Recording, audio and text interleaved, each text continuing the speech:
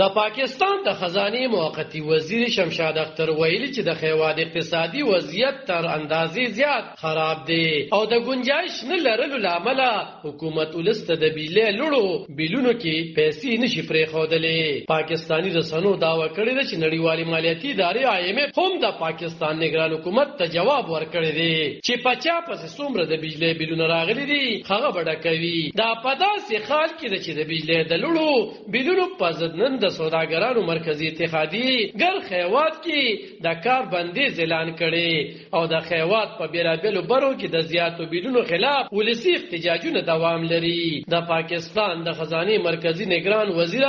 شمشاد اختر د بجلی د لوړو بیلونو په اړه د سپیناوي لپاره پرون د چهارشنبه پروز د سېنات د خزانه د قائمه کمیټې غونډه ته د سپیناوي لپاره وربلل شوی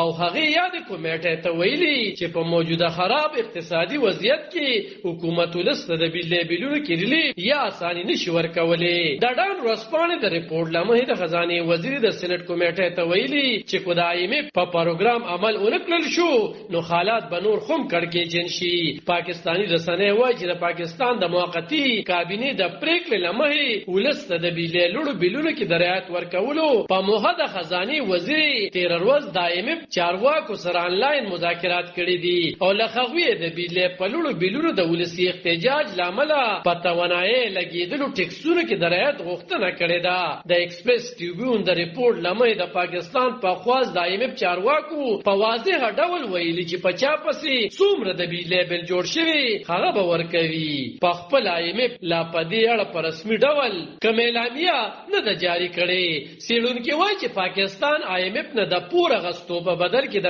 نړیوالې مالیاتي ادارې سره ژمنه کړې ده چې د بجلی نرخونه او ټیکسونه به نه کموي او کو چېرې اوس د بجلی نرخونه غورځوي یا خلکو ته ټیکسونه بغي نو دا به IMF سره د شوي تړون نه سرغړونه ګڼل کیږي. د آل پاکستان انجمن تاجران صدر اجمل بلوچ د کار بندیز د اعلان په مخال ویلي چې د بجلی په بیلونو کې کاروباریانو پسې تر ټولو زیات ټیکسونه لیږل شوي دي او د تاجرانو ورولې به د دې په ضد د زیارت پر ورځ خپل کاروباري فعالیتونه په ټپه ودروي. د پاکستان جماعت اسلامي ګوند هم په 2 سپتمبر ګر خیوات کې د بجلی د لوړو بیلونو په ضد د احتجاجونو ترڅنګ د ګډ د هړتال اعلان کړی دی. عالم خان شیرپو